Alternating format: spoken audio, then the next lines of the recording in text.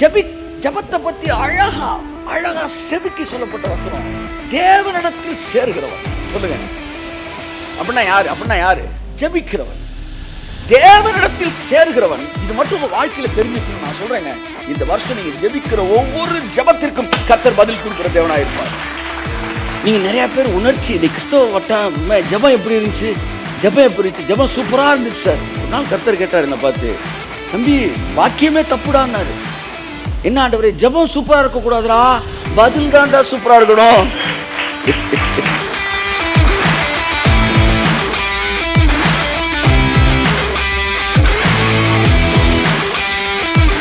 விசுவாசம் வேறு, உணர்ச்சி வேறு.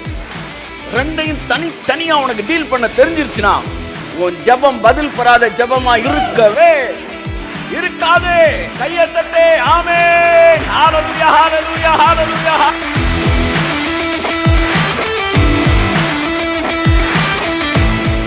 Praise God. இயேசு கிறிஸ்து நாமத்தினால இந்த பைபிள் ஸ்டடிக்கு வந்திருக்கு உங்கள் ஒவ்வொருவரையும் அன்புடன் அழைக்கிறேன், வரவேற்கிறேன். கரங்களை தட்டி கர்த்தருடைய பிரசன்னத்தை சொல்லுவேன். கர்த்தருடைய பிரசன்னத்தில் அமர்ந்திருப்பது மிகுந்த சந்தோஷமான ஒரு விஷயம். எத்தனை பேர் அதை விரும்புகிறீர்கள்? ஹல்லேலூயா. ஸோ காட்ஸ் ப்ரெசன்ஸில் வரும்போது அங்கே மற்ற விஷயங்கள் எல்லாம் ஒரு பெரிய விஷயமாக தெரிவதில்லை. தேவனுடைய பிரசன்னத்தில் இணைக்கப்பட்டிருக்கிறவர்களுக்கு எல்லாமே ஒரு சந்தோஷமான விஷயமா இருக்கும். அதாவது நிறைவுகளும் சரி, குறைவுகளும் சரி, எல்லாம். ஸோ ஆகவே தான் பிரசன்னத்தோடு இணைக்கப்பட்டிருக்கிறவர்கள் எப்பொழுதும் சந்தோஷமாக இருக்கிறார்கள். ஸோ நீங்கள் பிரசன்னத்தோடு இணைக்கப்பட்டு அமர்ந்திருக்கிறீர்கள் என்று நம்புகிறேன். கரங்களை தட்டி கர்த்தருக்கு நன்றி சொல்லுவோம். ஹல்லேலூயா. முக்கியமான சப்ஜெக்ட் நான் எடுத்துகிட்டு வந்திருக்கிறேன். Prayer and feelings. அதோட முக்கியமானது இதை நான் உணர்கிறேன். ஏன்னா ஃபீலிங்ஸ்ன்றது ரியலாக இருக்கணும், அங்கே மாய்மாலம் இருக்கக்கூடாது. 10 தடவை ஜெபிக்கிறீங்கன்னா 10 தடவை உங்கள் ஃபீலிங்ஸ் 10 மாதிரி இருக்கும்ல, 10 மாதிரி உங்கள் ஜெபம் இருக்கணும். ஆனால் ஒரே மாதிரி இருந்துச்சுன்னா நீ எங்கேயோ தப்பு பண்ணுற. கையத்தட்டு. புரியுதா புரியலையா? புரிஞ்சவங்களாம் அல்லேலியா சொல்லுங்க. ஆமென். 10 தடவை ஜெபிக்கும்போது உன் ஃபீலிங்ஸ் 10 மாதிரி இருக்குது. 10 மாதிரி உன் ஃபீலிங்ஸ் இருந்துச்சுன்னா உன் ஜெபமும் 10 மாதிரி இருந்திருக்கணும். ஆனால் ஜெபம் மட்டும் ஒரே மாதிரி இருந்துச்சுன்னா சம்திங் ராங். நீ தேவன்கிட்ட ஏதோ ஒன்றை மறைச்சிட்டு பேசிகிட்டு இருக்கிற. இன்றைக்கி காலையில் நாங்கள் ஜெபிக்கும்போது எனக்கு கர்த்தர் அதை கற்றுக் கொடுத்தாரு. I felt. அப்போ தான் ஜெபமும் உணர்ச்சியும் அப்படின்னு ஒரு விஷயம். நான் வேற ஒரு மேட்டரை பேசணும் வந்தேன். காலையில் கர்த்தர் சொன்னார், ப்ரேயர் அண்ட் ஃபீலிங்ஸ். இதை பற்றி இந்த மத்தியில் உங்கள் பேச விரும்புகிறேன். God is good. ஆமென். எத்தனை பேர் சந்தோஷமாக இருக்கிறீர்கள்? வாசிப்போம். ஜெபத்தை பற்றிய எனக்கு மிகவும் பிடித்த அழகான ஒரு அடிப்படையான ஒரு சத்தியம் எபிரேயர் 11ஆம் அதிகாரத்திலே இருக்கிறது. 6. விசுவாசம் இல்லாமல் தேவனுக்கு பிரியமாய் இருப்பது கூடாத காரியம். முக்கியமான வார்த்தையெல்லாம் நீ நல்லா அண்டர்லைன் பண்ணிக்கணும். சரியா? விசுவாசம் சொல்லுங்க. அந்த குடும்பத்தையே உங்கள்கிட்ட நான் பேசுகிறேன். விசுவாசம் சொல்லுங்க. அடுத்து பிரியம் சொல்லுங்க. கையை தட்டுங்க.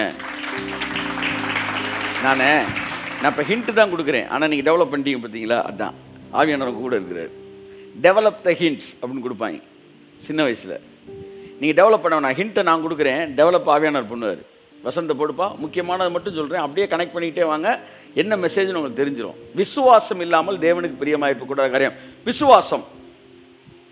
அடுத்து பிரியம், குடும்ப சொற்கள். அடுத்து ஏனென்றால் தேவனிடத்தில் சேருகிறவன். என்ன சொல்லுங்க? எப்படி சொல்லணும்? தேவனிடத்தில் எப்படி சொல்லணும்? தேவனிடத்தில் சேருகிறவன் சொல்லுங்க. தேவனிடத்தில் சேருகிறவன். திரும்ப சொல்லுங்க. தேவனிடத்தில். கையை எப்படி காட்டுங்க. சேருகிறவன். தள்ளாட விடவில்லையே, தாங்கிய நடத்துகிறீர். நன்றி அப்பா, நல்லவரே, இன்றும் என்றும் வல்லவரே. நல்லவரே. ஹalleluya. எல்லாம் சொல்லுங்க. ஜெபத்திலே தேவனிடத்தில் என்ன செய்கிறோம் சொல்லுங்க? சேருகிறோம். தேவனிடத்தில் சேருகிறவன். 3 வார்த்தை சொல்லியிருக்கேன். விசுவாசம், அடுத்து பிரியம். அப்படின்னா ரெண்டுக்கு ஏதோ தொடர்பு இருக்கு. உற்சாகமாய் கொடுக்கிறவனிடத்தில் தேவன் பிரியமாய் இருக்கிறார். கொடுக்கிறது பிரியம். சொல்லுங்க சொல்லுங்க. கொடுக்கிறவன் அவருக்கு பிரியம். என்ன சொல்லுங்க? கொடுக்கிறவன் அவருக்கு பிரியம். இன்னொன்று, விசுவாசிக்கிறவன் அவருக்கு பிரியம். சொல்லுங்க, அவருக்கு பிரியம். அப்ப உமக்கு பிரியமானதை செய்ய எனக்கு, அது ஃபாதர் சொன்னது, போதித்தருளும் அப்படின்னாரு தாவீது. கற்றுத்தாரும் தேவனேன்னு சொன்னார் ஃபாதர். அப்ப எனக்கு உங்களுக்கு பிரியமானதை செய்யணும் ஆண்டவரே அப்படின்னா 2 ரகசியம் இப்போதைக்கு சொல்றேன், வச்சுக்க. மீதி அப்புறம் சொல்றேன். ஒன்று, நல்லா கொடு, கர்த்தர் உன் மேல பிரியமா இருப்பாரு. அடுத்து, விசுவாசமா இரு, கர்த்தர் உன் மேல பிரியமா இருப்பாரு. அப்போ 2க்கு இடையில ஏதோ தொடர்பு இருக்கு. என்ன தொடர்பு? எவன் அதிகமாக கொடுக்குறானோ அவனுக்கு அதிகமாக விசுவாசம் இருக்குன்னு அர்த்தம். எவனுக்கு விசுவாசம் இருக்குதோ அவன் அதிகமாக கொடுப்பான்னு அர்த்தம். கையத்தட்டே. எப்பவுமே ஒரே உணர்ச்சியில் பேசினா அவனுக்கு அந்த அந்த சீனை அவனை பார்க்கும்போது காமெடியாக தான் தெரியும். ஆனால் நம்ம மட்டும் எப்படிங்க ப்ரேயரில் எப்பவுமே ஒரே மாதிரி எப்படி பேசுறீங்க? அப்ப உங்களோட உணர்ச்சி எப்படி மாறி இருந்தாலும் உங்க பிரேயர் மட்டும் அப்படியே ஆர்டிஃபிஷியலா போகுது. அப்ப நீங்க இப்ப ஜெபமே பண்ணல, வேற ஏதோ ஒன்று பண்ணிட்டு இருக்கீங்க. நான் இன்னைக்கு பேச போறேன். உணர்ச்சி என்கிற ஓரத்துக்கு போன கிறிஸ்தவர்கள் அவங்கிட்ட நிறைய மாய்மாலம் இருக்கும். ஆவிக்குரிய மாய்மாலம். அழுகாமலே அவர் பேசும்போது அழுகிற மாதிரியே பேசுவார்.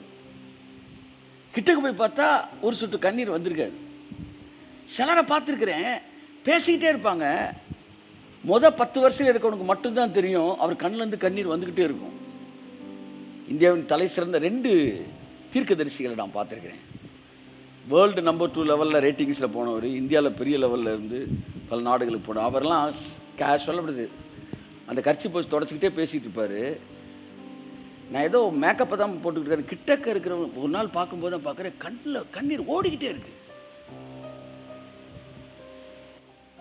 இவங்கெல்லாம் அழுக வந்தாலும் வெளியே காட்டல. சிலர் அழுகே இல்லாமல் அழுகிறவங்க இல்லை. அவங்க என்ன அவங்க ஒரு தப்பை செய்யணும்னு செய்யலை. மக்களை விட்டுருங்க, மக்களுக்காக அவங்க செய்யலை, கடவுள்கிட்ட அப்படி செய்கிறாங்க.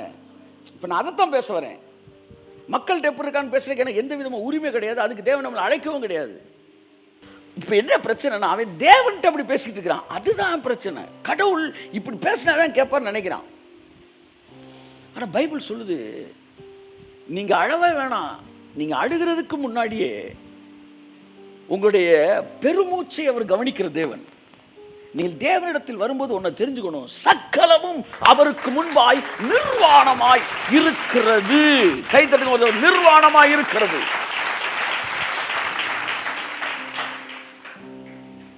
இந்த மனுஷன் அவர் கொடுக்க வேண்டிய மரியாதையை ரொம்ப அழகா கொடுப்பான். ஏன்னா அவற்றை உன்னை தான் ப்ரூஃப் பண்ண வேண்டிய அவசியம் இல்லை. ஜெபத்தில் ரியாலிட்டி ரொம்ப முக்கியம். இப்போ நான் வசனத்துக்கு வரேன். வசனத்தில் இருந்து நான் எடுத்துகிட்டு வந்த மெசேஜை பேசுகிறேன். கடவுள் சொன்ன மெசேஜ். இது வரைக்கும் நான் வைப்ரேஷனில் பேசின சில விஷயங்கள் பேசியிருக்கிறேன். இப்போ நான் ஆவியானவருடைய இணைந்து கர்த்தர் இன்னொரு பேசின வசனத்தை உங்கள் மத்தியில் பேச விரும்புகிறேன். Okay, let us read the same verse. விசுவாசம் இல்லாமல் தேவனுக்கு பிரியமாய் இருப்பது கூடாத காரியம். விசுவாசம், பிரியம். அடுத்து, ஏனென்றால் தேவனிடத்தில் சேருகிறவன் அவர் உண்டென்றும். இருங்க, பிரேயரை பற்றிய ஒரு அழகான பிக்சர் இந்த வசனத்தில் இருக்கு. இதுதான் ஜெபத்தோட அடிப்படை விஷயம். இங்கேருந்து நம்ம தொடங்க போகிறோம். இங்கேருந்து தான் ஜெபத்தை பற்றி படிக்க போகிறோம். போன விட்டு இன்ட்ரோடக்ஷன் பார்த்தோம். ஸோ இங்கேருந்து தான் பிரேயருடைய அழகை நம்ம பார்க்க போகிறோம். தேவனிடத்தில் சேருகிறவன் எல்லாம் சொல்லுங்க. ஜெபிக்கிறவன்னா யார் சொல்லுங்க? கடவுள்கிட்ட அப்படியே நெருங்குறவன். கை தருங்கள, கடவுள்கிட்ட நெருங்குறவன், கடவுள்கிட்ட நெருங்குறவன், தேவனிடத்தில் நெருங்குகிறவன், தேவனிடத்தில் சேருகிறவன். அவர் உண்டென்றும், அவர் அங்கே இருக்கிறார் என்றும். உண்டென்றும்னா என்ன அர்த்தம்? அவர் இருக்கிறார். என்ன சொல்லுங்க? அவர் இருக்கிறார். சொல்லுங்க, திரும்ப சொல்லுங்க, திரும்ப சொல்லுங்க. 4 தடவை சொல்லுங்க. 5ஆவது தடவை உங்க மேல அபிஷேகம் வருதா இல்லையான்னு பார்ப்போம். அவர் இங்க இருக்கிறார், இருக்கிறார். ஜெபத்துக்கு வருகிறவருடைய மனநிலை, அவருடைய விசுவாசம், தேவன் அங்கே இருக்கிறார். இத கத்துக்கிட்டீங்கன்னா உங்க ஜெபம் எல்லாம் பதில் வர ஜெபமாவே இருக்கும். உங்க பால் எல்லாம் விக்கெட்டை தட்டிட்டு தான் வரும். ஜெபத்தை பத்தி அழகா அழகா செதுக்கி சொல்லப்பட்ட வசனம், தேவனிடத்தில் சேர்கிறவன். சொல்லுங்க, அப்படின்னா யாரு? அப்படின்னா யாரு? ஜெபிக்கிறவன், தேவனிடத்தில் சேர்கிறவன். இது மட்டும் உங்க வாழ்க்கையில தெரிஞ்சிருச்சுன்னு நான் சொல்றேங்க, இந்த வருஷம் நீங்க ஜெபிக்கிற ஒவ்வொரு ஜெபத்திற்கும் கர்த்தர் பதில் கொடுக்கிற தேவனாயிருப்பார். நீ கற்றுக்கொள்ள வேண்டிய ரகசியங்களில மேலான ஒரு ரகசியம். எப்பெல்லாம் எனக்கு பிரேயருக்கு மைண்ட் வந்து ஒரு மாதிரி டல்லாகிற மாதிரி ஃபீல் பண்ணிடும், இந்த ஒரு வசனம் என்னை தூக்கி நிப்பாட்டிடும். தேவனிடத்தில் சேருகிறவன் அவர் அங்கே இருக்கிறார் என்றும், அவர் உண்டென்றும், அவர் உயிரோடு இருக்கிறார் என்றும். கைத்தட்டுங்க, ஆமென். அவர் இருக்கிறார். சொல்லுங்க, அவர் இருக்கிறார். என் மீட்பர் உயிரோடு இருக்கிறார். என் மீட்பர் உயிரோடு இருக்கிறார். அவர் உண்டென்றும். அடுத்து, அவர் தம்மை தேடுகிறவர்களுக்கு பலன் அளிக்கிறவர் என்றும். அடுத்து, பலன் அளிக்கிறார். எல்லாம் சொல்லுங்க, பலன் அளிக்கிறார் என்றும் விசுவாசிக்க வேண்டும். 2 தான் ஜெபத்தோட பேசிக் டீச்சிங். 2 பாயிண்ட். எல்லாம் சொல்லுங்க, ஜெபத்தோட பேசிக் டீச்சிங் 2 பாயிண்ட். ஜெபத்தோட PhD டீச்சிங்கும் 2 பாயிண்ட். பேசிக்கும் 2 பாயிண்ட், PhDயும் 2 பாயிண்ட். அது என்ன அந்த 2 பாயிண்ட்? அவர் இருக்கிறார், பலன் கொடுக்கிறார். கைத்தட்டு. Praise God, hallelujah. இந்த 2 மட்டும் உங்க மைண்ட்ல, உங்களுடைய ஹார்ட்ல விசுவாசிச்சீங்கன்னா உங்க ஜெபம் பதில் பெறாத ஜெபமா இருக்கவே இருக்காது. சரி, இது இப்ப சப்ஜெக்ட் இல்லை. ஜெபம் பண்ணும்போது கர்த்தர் நீங்க சொன்னாரு, நீ என்கிட்ட சேரும்போது நான் அங்கே இருக்கிறேன், பதில் கொடுக்கிறேன் அப்படின்னு நீ என்ன செய்யணும்? விசுவாசிக்கணும் அப்படின்னு. அப்ப நான் சொன்னேன், ஆண்டவரே நீ இருக்கிற மாதிரி ஒன்றும் என்னால் ஃபீல் பண்ண முடியலையே, நீங்கள் பதில் கொடுக்குற மாதிரி என்னால் ஃபீல் பண்ண முடியலன்னாரு. அப்போ சொன்னார், வசனம் எப்படி இல்லை தெரியுமா ஜஸ்டின்னு? தேவனிடத்தில் சேர்கிறவன் அவர் இருக்கிறார் என்றும் பலன் கொடுக்கிறார் என்றும் உணர வேண்டும் நான் சொல்லலை, விசுவாசிக்க வேண்டும் நான் சொன்னேன். உன்னால உணர முடியாம இருக்கலாம், அது எனக்கு பிரச்சனையே இல்லை. ஆனா சொன்ன வார்த்தை நீ நம்புறியா? அதுதான் எனக்கு தேவை. கையத்தட்டே. ஆமென். விசுவாசம் வேறு, உணர்ச்சி வேறு. 2யும் தனித்தனியா உனக்கு டீல் பண்ண தெரிஞ்சிருச்சுன்னா உன் ஜெபம் பதில் பெறாத ஜெபமா இருக்கவே இருக்காது. கையத்தட்டே. ஆமென். ஹalleluya, ஹalleluya, ஹalleluya, ஹalleluya. உணர்ச்சி வேற, விசுவாசம் வேற. நம்மள நிறைய பேர் உணர்ச்சியை விசுவாசத்தையும் ஒண்ணுனே நினைச்சுக்கிட்டு இருக்கிறோம். சார் இன்னைக்கு பரலோகத்தில் இருந்த மாதிரி இருந்துச்சு சார், அப்ப நேத்து நரகத்தில் இருந்த மாதிரியா இருந்துச்சு. So the total Christianity, Christendom எங்கே போயிட்டு இருக்குன்னா உணர்ச்சிக்கு பின்னாடி போகுது. இன்னைக்கு அந்த உணர்ச்சியை பற்றி பேச விரும்புகிறேன். அதாவது உணர்ச்சி இருக்கலாமா இருக்கக்கூடாதா? 2 பெரிய குரூப் பார்க்குறேன். ஒன்று உணர்ச்சியின் ஒதுக்கத்துக்கு போனவர்கள், இன்னொன்று உணர்ச்சி வசப்படக்கூடாது சார் அப்படின்னு இந்த ஜீனியஸ் பீப்புள் டோட்டலாக உணர்ச்சியை ஒதுக்கிட்டு உணர்ச்சியே இல்லாமல் ஒரு சர்வீஸை ட்ரையாகவே நடத்திக்கிட்டு திடீர்னு உள்ளே போய் பார்த்தா அது நேற்று கொடுத்த செய்தியா இல்லை ஒரு 15 வருஷத்துக்கு முன்னாடி கொடுத்த செய்தியானே தெரில. ஏன்னா எல்லாமே ஒரே மாதிரி இருக்கு. ரொம்ப உணர்ச்சிக்கு நம்ம முக்கியத்துவம் கொடுக்கக்கூடாது என்று சொல்லி அடுத்த ஓரத்துக்கு போனவர்கள். உணர்ச்சி என்பது ரொம்ப அழகான ஒரு விஷயம், அதை வைக்க வேண்டிய இடத்துல நீங்கள் வச்சிங்கன்னா. ஸோ திரும்ப வசனத்தை வாசிக்கிறேன். தேவனிடத்தில் சேருகிறவன் அவர் இருக்கிறார் என்றும் பலன் அளிக்கிறார் என்றும் உணர வேண்டும் என்று அவர் சொல்லவில்லை. அப்படி சொல்லியிருந்தால் உங்களால் உணர முடியலன்னா நீங்கள் எந்திரிச்சு போயிடும், நீங்கள் ஃபெயிலு. அவர் சொல்கிறார், உன்னால் உணர முடியாட்டும் பரவாயில்ல, விசுவாசிக்க வேண்டும். அப்போ நான் சொல்கிறேன், ஆண்டவரே நீங்கள் இருக்கிறீங்கன்றதே என்னால் உணர முடியல, பதில் கொடுப்பீங்கன்றதை இப்போதைக்கு என் ஃபீலிங்கில் உணர முடியல, ஆனால் நீங்கள் சொல்லியிருக்கீங்கன்னா அது உண்மையாகத்தான் இருக்கும்னு நான் நம்புகிறேன். அதனால் என்னால் உணர முடியலன்னா நீங்கள் இருக்கிறீங்க, என்னால் உணர முடியலன்னா நீங்கள் பதில் கொடுக்குறீங்க. இந்த ஜெபத்துக்கு பதில் இருக்கு, நான் நம்புகிறேன் இயேசுவின் நாமத்தில் என்று நான் சொல்லும்போது என்னுடைய உணர்ச்சி என்னை நிரப்புகிறது. இப்போ சொல்கிறேன், தேவனிடத்தில் சேர்கிறவர் உண்டென்றும் தம்மை சேர்கிறவர்களுக்கு பலன் அளிக்கிறவர் என்றும் உணர வேண்டும் என்று நான் சொல்லவில்லை, விசுவாசிக்க வேண்டும் என்று நான் சொன்னேன். Simple faith is the secret of powerful prayer. எளிமையான விசுவாசம், உணர்ச்சிக்கு ரொம்ப முக்கியத்துவம் கொடுக்காம, உணர்ச்சியின் அடிப்படையில் இறைவனை நாடுகிற மனிதனாய் இராமல், எளிமையான விசுவாசம் அப்படின்னா உணர்ச்சியை கூட தட்டி விட்டுரும். உணர்ச்சி இருக்கும், இல்லாமல் இருக்கும். நீங்கள் நினைக்கிற மாதிரி இயேசுனார் செஞ்ச பல ஜெபத்துக்கு பெரிய பெரிய அற்புதம் நடந்துச்சு. அவர் எப்படி ஜெபிச்சிருந்தார் நீங்கள் நினைக்கிறீங்க? ஷிகரபலா அப்படியா? சிலர் குண்டலினி சக்தியை உள்ளே கொண்டு வராங்க. இங்கே இருக்கிற உருண்டை இங்கே கொண்டு வரது தான் குண்டலினி சக்தி. ஷக்கரபலா கபா அப்படின்னு இறக்குறாங்க. என்ன இறக்குறீங்க? அப்போ உணர்ச்சி வேணான்றீங்களா? வேணும், நான் சொல்கிறேன் வேணும். அது எங்கே இருக்கணும்னு நான் சொல்கிறேன். கிறிஸ்டியன் லைஃப்ன்றது ஃபெய்த் பேஸ்டு லைஃப். கை தட்டுங்க. ஃபெய்த் என்ன சொல்லுங்க? Faith connected life. அப்போ simple faith always believes beyond the feelings. It is believing beyond the feelings, beyond the level of feelings, beyond the feelings, beyond is feelings. அவருடைய எல்லா உணர்வுகளையும் தாண்டி அவன் நம்புவான். விசுவாசம் என்பது உணர்ச்சிக்கு அப்பாற்பட்டது. நீங்கள் நிறையா பேர் உணர்ச்சி, நீ கிறிஸ்தவ வட்டம் ஜெபம் எப்படி இருந்துச்சு, ஜெபம் எப்படி இருந்துச்சு, ஜெபம் சூப்பராக இருந்துச்சு சார். ஒரு நாள் கர்த்தர் கேட்டார் என்னை பார்த்து, தம்பி வாக்கியமே தப்புடான்னாரு. என்ன ஆண்டவரே, ஜெபம் சூப்பராக இருக்கக்கூடாதுடா, பதில் தான்டா சூப்பராக இருக்கணும். நிறைய பேர் ஜெபத்தை போதைக்குனே ஜெபிக்கிறாங்க. தொடர்ந்து 6 மணிக்கு நீ உட்காந்து பழகின ஒரு பெருங்கூட்டம், வயசான கூட்டம் போதை ஆயிடுச்சு. இப்போ உட்காந்துருக்கவனாலையும் ஜெபத்தை நிப்பாட்ட முடியல, நடத்துகிறவனாலும் நிப்பாட்ட முடியல. அது பாட்டுக்கு ஓடிக்கிட்டு இருக்கு 400 500ன்னு. என்னன்னா கார்ல் மார்க்ஸ் சொன்னா, ஜெபம் மதம் ஒரு போதை அப்படின்னா அந்த போதைக்கு வந்துட்டாங்க. ஜெபிக்காமல் இருந்தால் அவங்களுக்கு கில்ட்டி கான்சியஸ் பயங்கரமாக இருக்கும். அவங்களால தைரியமாக எதையும் ஃபேஸ் பண்ண முடியாது.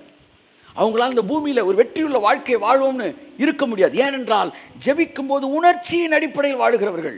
ஆனால் வேதம் உணர்ச்சியின் அடிப்படையில் வாழுகிறவர்களை உருவாக்கவில்லை, விசுவாசத்தின் அடிப்படையில் வாழுகிறவர்களை உருவாக்குகிறது. Simple faith it always ignore the feelings but truth. விசுவாசம், எளிமையான விசுவாசம். உங்க சொல்லித்தரேன் தங்கச்சி, சொல்லித்தரேன் தம்பி, சொல்லித்தரேன் ஐயா. உங்க வாழ்க்கையில் உங்க ஜெபம் வந்து சவுண்டா இருக்கணும்னு நினைக்காதீங்க. ஏசுனா ஜெபித்த பல ஜெபங்கள் ரொம்ப சிம்பிளா இருந்துச்சு, ஆனா அதனுடைய விளைவுகளோ படுபயங்கரமாக இருந்தது. இந்த நாட்களிலே ஜெபங்கள் படுபயங்கரமாக இருக்கிறது, விளைவுகளோ மிக குறைவாக இருக்கிறது. இங்கே விஷயம் ஜெபமா பதிலா அப்படின்னா எப்பவுமே பதில் தான். ஜெபத்தை விட ரொம்ப முக்கியமானது பதில். பதிலை நீ கான்சன்ட்ரேட் பண்ணிட்டீன்னா உன் ஜெபம் சரியான ஜெபமாக மாறிடும். நீ ஜெபத்தை டெக்கரேட் பண்ணுறதுல இருக்கனால தான் பதில் வரல. நீ பதிலையே யோசித்தினா ஜெபம் வந்துருன்றேன் நான். ஆமே, சரியான ஜெபம். அப்போ சரியான ஜெபம் என்பது என்ன? தேவன் இருக்கிறாரு என்பதை உன்னால் உணர முடியாவிட்டாலும் நீ விசுவாசிப்பது. உணர்ச்சி வேறு, விசுவாசம் வேறு. விசுவாசம் உணர்ச்சி என்ன செய்யும்? உந்தி தள்ளிடும், உதறி தள்ளும். எல்லாம் சொல்லுங்க. உண்மையான விசுவாசம் உணர்ச்சிகளை உதறி தள்ளும். இப்போ நீங்கள் உட்காந்துருக்கீங்க, உங்களால் வந்து பெரிய லெவலில் ஒன்றை ஃபீல் பண்ண முடியலன்னு வச்சுக்கோங்களேன். ஆனாலும் கர்த்தர் இப்போ என் கூட தான் இருக்காருன்னு உட்காந்துருந்தேன்னு வச்சுக்க, நீ விசுவாசி. சார், ஆமாம் சார், நீ சொன்ன மாதிரி என்னால் நம்ப முடியும் சார், நல்லா இருக்கு சார். இப்படியே நீ எப்போவுமே நம்பினீங்கன்னா எப்போவுமே நல்லா இருக்கும். அப்ப நம்ம என்ன நினைக்கிறோம்? உணர்ச்சியின் அடிப்படையில் தான் கடவுள் இருக்காரா இல்லையா? வெள்ளோட்டம் பார்க்குறாங்க, பூமியில் தண்ணி இருக்கா இல்லையான்னு பார்க்குற மாதிரி கடவுள் இருக்காரா இல்லையா? கடவுள் அவர் எல்லா இடத்துலையும் இருக்கிறாரு. இம்மானுவேல் என்றால் கர்த்தர் நம்மோடு. நீ 100 தடவை சொல்லணும், ஆண்டவரே பல நேரம் உணர முடியுது, சில நேரம் உணர முடியல, ஆனால் எல்லா நேரம் நீங்கள் கூட இருக்கிறீங்க. வார்த்தை சொன்னால் அது உண்மையாகத்தான் இருக்கணும், அதுக்கு மறுபேச்சே கிடையாது. நீங்கள் எதை உணர்கிறீர்கள் என்பது நீங்கள் அல்ல, நீங்கள் எதை விசுவாசிக்கிறீர்கள் என்பதுதான் நீங்கள். விசுவாசம் என்பது என்ன? தேவனுடைய உண்மை. God's faithfulness is our faith. தேவனுடைய உண்மை தான் நம்முடைய விசுவாசமே. அப்ப தேவன் ஒன்று சொல்றாருன்னா அது பொய்யா இருக்க வாய்ப்பே கிடையாது. அது போதும் எனக்கு. பதில் வருமா என்னால் உணர முடியல, ஆனால் ஒன்று தெரியும், பலன் அளிக்கிறவர்னு பைபிள் சொல்லிடுச்சுன்னா என் ஜெபத்துக்கு என்னைக்குனாலும் பதில் வந்தே ஆகும். ஐயா தட்டு நல்லா ஒரு ராமே. It may not be immediately, but definitely. இந்த இடத்துக்கு வர்ற பாரு, இவன் தான் ஆணி அறையப்பட்ட கிறிஸ்தவன், கண்மலையின் மேல் தன் வீட்டை கட்டின புத்தியுள்ள மனுஷன். அவன் உணர்ச்சியின் மேல் கட்டப்பட்டவன் அல்ல, வார்த்தையின் மேல் கட்டப்பட்டவன். அவன் உணர்வுகளுக்கு அப்பால் பட்டவன். சில நேரம் சரிஞ்சு உட்காந்து ஜெபிச்சுக்கிட்டு இருப்பான், அப்பையும் பதில் வரும். சில நேரம் துடிச்சு ஜெபிச்சுக்கிட்டு இருப்பான், அப்பமும் ஜெபம் வரும். சில நேரம் கத்தி ஜெபிப்பான், அப்பமும் ஜெபம் வரும். சில நேரம் அமைதியா ஜெபிப்பான், அப்பமும் பதில் வரும். ஹல்லேலூயா, ஹல்லேலூயா. அப்படியே அள்ளிக்கினே வரும். எங்கே விசுவாசம் இருக்கும், உணர்ச்சி அங்கே அள்ளிக்கிட்டு வரும். உணர்ச்சிக்கு பின்னாடியே போகக்கூடாது. உணர்ச்சியை உதாசீனப்படுத்திக்கிட்டே இருக்கணும், வார்த்தையை மதிச்சுக்கிட்டே இருக்கணும். உணர்ச்சியோடைய நெகட்டிவ் கேரக்டர்ஸ்லாம் நான் சொல்கிறேன், எத்தனை பேர் அதை காலி பண்ணியிருக்குன்னு.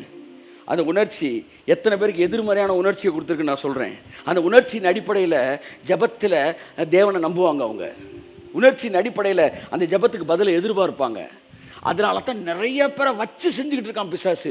இன்னைக்கு நம்ம கண்களை கர்த்தர் திறந்து, ஆமென், ராஜ்யத்தில் மிகப்பெரிய ஒரு பிசாசின் ராஜ்யத்தில் மிகப்பெரிய தாக்கத்தை ஏற்படுத்தி நம்முடைய ராஜ்யத்தை ஸ்தாபிக்கிறவராக இருப்பார். இந்த ரகசியம் மட்டும் தெரிஞ்சிருச்சுன்னா உணர்ச்சிக்கும் பதிலுக்கும் சம்மந்தமே இல்லடா. அதை கண்டுபிடிச்சிட்ட நீ, உன் வாழ்க்கையே ஜபமாக மாறிடும்ன்றேன். அப்படியே சரிஞ்சு படுத்துட்டு கூட உன் ஜபம் ரொம்ப பவர்ஃபுல் ஜபமாக இருக்கும். 3 வரி ஜபம். பரலோக பிதாவே, நீர் எனக்கு செவி கொடுத்ததற்காக நன்றி சொல்கிறேன். நீர் எப்போதும் எனக்கு செவி கொடுக்கிறீர் என்று நான் அறிந்திருக்கிறேன். இந்த வார்த்தைகளை கூட நான் உமக்கென்று சொல்லவில்லை, சுற்றி இருக்கும் இவர்கள் விசுவாசிக்கும்படிக்கு நான் ஜெபிச்சா நீங்க பதில் கொடுக்க, நீங்க நம்பணுன்ற காண்டிதான் இதையே சொல்றேன். இல்லாட்டி அது கூட தேவையில்லை. லாசருவே, என்னங்க வெளியே வாப்பா. நான் அப்படி கொஞ்சம் வெளியே வந்துட்டேன். ஐயா கூப்பிட்டீங்களா? ஏன்னா 3 வரி எல்லாம் சொல்லுங்க. மரணத்தை ஜெயிச்சிட்டாரு. கை தட்டுங்க. 170 நாள் ஃபாஸ்டிங் நண்பர்களே, 300 நாள் 400 நாள். ஆனால் நான் பார்க்குற இயேசு வேற மாதிரி இருக்காரு. ஜெபிங்க, நல்லது, உறவுக்காக நீங்கள் எவ்வளோ நாளும் ஜெபிக்கலாம். ஆனால் ஒன்று நினச்சிக்காங்க, God is not based on the duration or the length of your prayer, the lengthiness of your prayer, the time duration of your prayer. நிறைய பேருக்கு நல்லா ஜெபிச்சான் பிரதர், நல்லா ஜெபிச்சான், கர்த்தர் கேட்பாரு. ரொம்ப நேரம் ஜெபிச்சா ஒன்று நடக்கும்னா அதுக்கு பேர் தவம், ஜபம் இல்லை. ஒரு ஜபத்துக்கு பவரே டைமை வச்சு தான் அப்படின்னா அது தவம். எல்லாம் சொல்லுங்க. தவத்துக்கு பவர் என்ன தெரியுமா? சொல்லுங்க. டைமை வச்சு. 7 வருஷம் அவர் தவம் இருக்கார் சார். இவர் 2 வருஷம் தவம் இருக்கிறார் சார். அவர் இத்தனை நாள் தவம் இருக்கிறார் சார். டைமை பற்றியே பேசினான், கடவுளை பற்றியே பேசல பாருங்க. அவன் டைமை பற்றியே பேசுகிறானா, அவனுக்கு பேர் தவம். அந்த டைமுக்கு ஏற்ற மாதிரி பதில் தருவார்னு நினச்சி அங்கேயே விழுந்துட்டீங்க நீங்கள். God doesn't bother about your time duration. அவருக்கு மூச்சு விட்டாலே போதும். அவரை புரிஞ்சுக்கிட்டவன், ரொம்ப முக்கியமான வார்த்தை. வந்தவன் போனவன்லாம் மூச்சு விட்ட ஒன்றும் நடக்காது. அவரை புரிஞ்சுக்கிட்டவன், அவர் சென்சிட்டிவ் கார்டியா, டெண்டர்னஸ்யா.